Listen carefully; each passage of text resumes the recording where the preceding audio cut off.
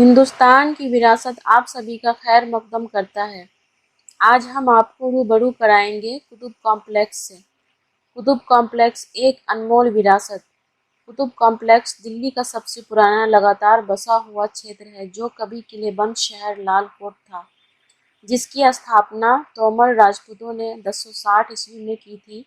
यह हिंदुस्तान की विरासत का ऐसा खजाना है कि जिसमें राजपूत और चौहानों से लेकर गुप्त वंशों की निशानी अर्थात लौह स्तंभ से लेकर सल्तनत कालीन, मुगल कालीन इमारतें और ब्रिटिश कालीन विरासत भी मौजूद है। कुतुब कॉम्प्लेक्स के अंदर प्रमुख इमारतों में शामिल है भारत की प्रारंभिक मस्जिदों में से एक और सल्तनत काल की पहली मस्जिद कुव्वतुल इस्लाम मस्जिद, शानदार कुतुब मीनार, अलाई दरवाजा, अलाई मीनार, अलाउद्दीन खिलजी का मकबरा और मदरसा, इल्तुतमिश का मकबरा, इमाम जामीन का मकबरा, मुगल गार्डन और सराय, लौह स्तंभ, स्मिथ का कॉपुला और सैंडरसन का सूरज घड़ी।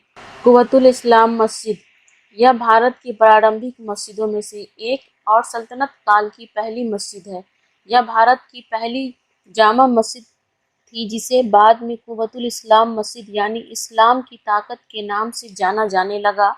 इसके पूर्वी दरवाजे पर लिखा हुआ है, यह किला जीता गया और जामी मस्जिद की तामीर अजीम अमीर सिपह सलार कुतुबुद्दौलतवद्दीन अमीरों के अमीर ऐबक सुल्तानी ने वर्ष 587 हिजरी अर्थात 1191-92 ईस्वी में किया। इस मस्जिद की तामीर में 27 जैन मंदिरों के मलबे का प्रयोग हुआ, जिसमें हर एक के निर्माण में 20 लाख दिल्ली वाल सिक्के खर्च हुए।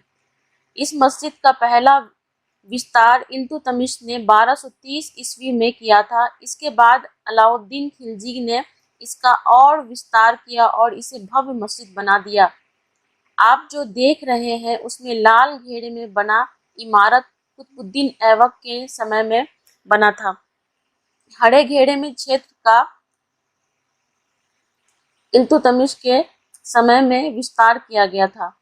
इसके बाद जो क्षेत्र आप नीले घेरे में देख रहे हैं वह अलाउद्दीन खिलजी के समय में विस्तृत किया गया। अलाउद्दीन खिलजी के समय 4 अलाई दरवाजे थे, जिसमें केवल एक अलाई दरवाजा अभी मौजूद है। कुतुब मीनार 13वीं शताब्दी की अजीम इमारतों में से एक, यह आलीशान मीनार देश और राजधानी दिल्ली की स्थापत्य प्रतिभा का प्रतीक है। यह भारत की सबसे ऊंची पत्थरों की मीनार है, जिसकी ऊंचाई 238 फीट है। लेकिन आपको यह जानकर आश्चर्य होगा कि यह ताजमहल से 5 फीट छोटा है। यह इमारत 800 सालों से खड़ा है और इन 800 सालों में इस पर कई बार बिजली गिरी और इसने भूकंप के झटके भी झेले। कुतुब मीनार एक मजना है, यानी जहां से मुअज्जिन अजान देते हैं, लेकिन अजान के लिए यह बहुत ऊंचा है।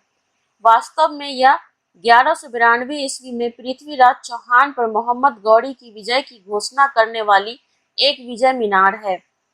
इसके निर्माण का काम सुल्तान कुतुबुद्दीन ऐबक ने 1199 ईस्वी में शुरू किया था, किंतु इसके जीवन काल में केवल एक ही मंजिल बन पाया। कुतुब मीनार का नाम हजरत ख्वाजा कुतुबुद्दीन बख्तियार काकी के नाम पर रखा गया था, जो उस समय कुतुब साहब के नाम से मशहूर थे और सुल्तान इल्तुतमिश के उस्ताद थे। इसकी पहली मंजिल सबसे ऊंची है, जहां फूलों के पैटर्न और कुछ स्थानों पर कुरान की आयतों के साथ खूबसूरती से मिश्रित घंटियों के साथ भारतीय और इस्लामी सौंदर्य का एक समृद्ध मिश्रण दर्शाती है। ऐबक की मृत्यु के बाद उसके उत्तराधिकारी इल्तुतमिश ने निर्माण कार्य अपने हाथ में लिया और इस मीनार की पहली मंजिल के ऊपर 3 और मंजिलें बनवाईं। इस तरह कुतुब मीनार 1220 ईस्वी में बनकर तैयार हुआ। 1326 ईस्वी और 1368 ईस्वी में बिजली गिरने से इसे भारी नुकसान पहुंचा। इसके बाद 1368 ईस्वी में फिरोज शाह तुगलक द्वारा चौथी मंजिल को 2 मंजिलों से बदल दिया, जिसमें एक मंजिल सफेद संगमरमर और दूसरा बलुआ पत्थर से बनाया गया था, जो इसे एक विशिष्ट रूप प्रदान करता है और ममलूक सुल्तानों के युग से लेकर तुगलक युग तक के स्थापत्य विकास की कहानी को बयां करता है। 1503 ईस्वी में भूकंप ने कुतुब मीनार को काफी नुकसान पहुंचाया। फिर इसकी मरम्मत सिकंदर लोदी ने कराई थी।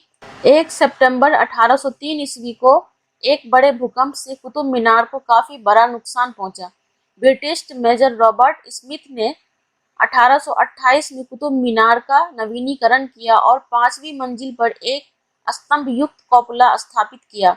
1848 में लॉर्ड हार्डिंग के निर्देश पर कॉपुला को हटा दिया गया और इसे कुतुब मीनार के पूर्व में स्थापित किया गया, जहां यह आज भी स्मिथ का कॉपुला के नाम से मौजूद है। कुतुब मीनार को 1993 में यूनेस्को वर्ल्ड हेरिटेज साइट में शामिल किया गया। यह दिल्ली में सबसे ज्यादा देखे जाने वाली स्मारक है। हम अपने अगले वीडियो में आपको रूबरू कराएंगे कुतुब मीनार से भी 2 गुने ऊंचे मीनार से। तो आइए हमारे चैनल को सब्सक्राइब कीजिए। वीडियो देखने के लिए आप सभी का बहुत बहुत शुक्रिया।